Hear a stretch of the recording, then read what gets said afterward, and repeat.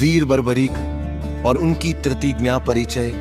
बर्बरीक महाबली भीम के पौत्र और घटोत्कच के पुत्र थे। वरदान उन्होंने कठिन तपस्या कर भगवान शिव से 3 अमोघ बाण प्राप्त किए थे।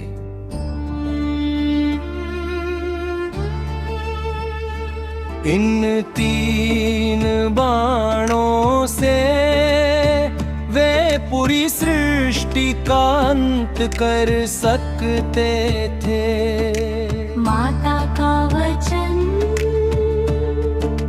जब हम भार को रुकते हुआ, तो बर्बरीक ने भी युद्ध देखने और उसमें हिस्सा लेने की इच्छा जताई।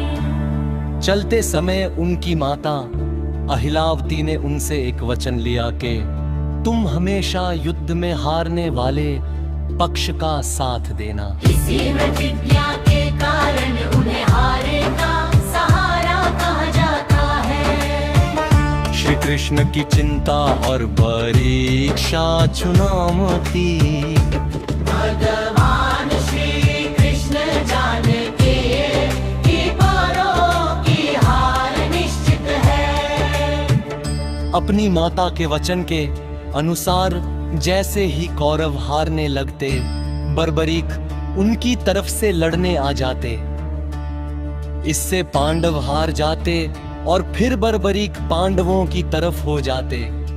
अंत में दोनों ओर की सेनाएं खत्म हो जाती और सिर्फ बर्बरीक बचते।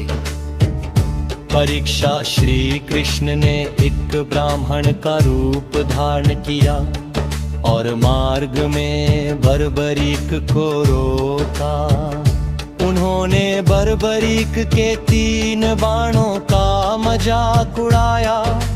पीपल के पत्तों का चमत्कार।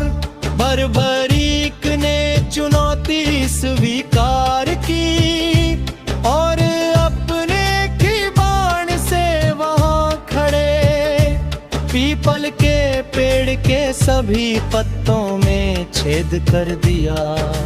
श्री कृष्ण ने चुपके से एक पत्ता अपने पैर के नीचे छुपा लिया था, लेकिन मांग बर्बरीक के आदेशानुसार श्री कृष्ण के पैर के पास आकर रुक गया।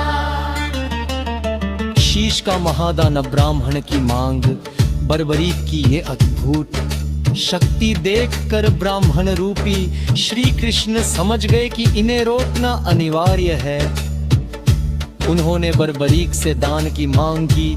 वचनबद्धता वीर बर्बरीक ने दान देने का वचन दे दिया। तब श्री कृष्ण ने उनसे उनका शीश मांग लिया। असली रूप के दर्शन बर्बरीक हैरान रह गए कि किस साधारण ब्राह्मण ऐसा दान नहीं मांग सकता। बर्बरीक के प्रार्थना करने पर श्री कृष्ण ने अपने विराट रूप के दर्शन दिए। बर्बरीक ने सहर्ष अपनी तलवार निकाली और फाल्गुन मास की द्वादशी तिथि को अपना शीश काटकर श्री कृष्ण के चरणों में अर्पित कर दिया। देखने की अंतिम इच्छा शीश काटने से पहले बर्बरीक ने श्री कृष्ण से प्रार्थना की कि वे महाभारत का पूरा युद्ध देखना चाहते हैं। ऊंचा स्थान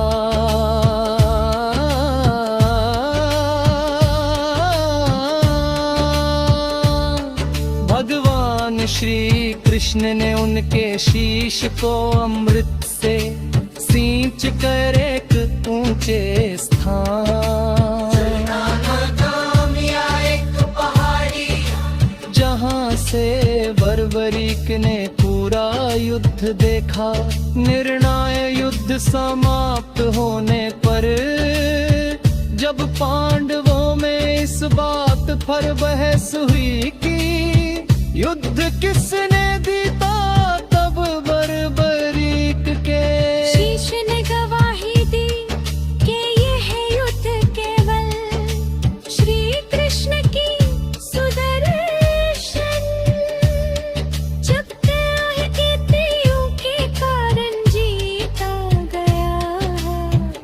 श्याम नाम का बरगान और खाटू धाम वरदान, बर्बरी के इस महान बलिदान से प्रसन्न होकर भगवान श्री कृष्ण ने उन्हें वरदान दिया कि कलयुग में तुम मेरे नाम श्याम से पूजे जाओगे। जो भी भक्त सच्चे मन से तुम्हारा नाम लेगा, उसके सभी दुख दूर होंगे। प्रकट होना युद्ध के बाद उस शीश को रूपवती नदी में प्रवाहित कर दिया गया था। कलयुग में वो शीश राजस्थान के सीकर जिले के खाटू गांव में श्यामा कुंड से प्रकट होंगे। वहाँ के राजा को स्वप्न आने के बाद उस शीश की स्थापना कर मंदिर का निर्माण करवाया गया, जिसे आज हम श्री खाटू श्याम जी मंदिर के नाम से जानते। आज श्री कृष्ण ने उन्हें वरदान दिया कि कलयुग में तुम मेरे नाम श्याम से पूजे जाओगे। जो भी भक्त सच्चे मन से तुम्हारा नाम लेगा, उसके सभी दुख दूर होंगे। प्रकट होना युद्ध के बाद उस शीश को रूपवती नदी में प्रवाहित कर दिया गया था। कलयुग में वह शीश राजस्थान के सीकर टीले के खाटू गांव में श्याम कुंड से प्रकट हुआ। वहाँ के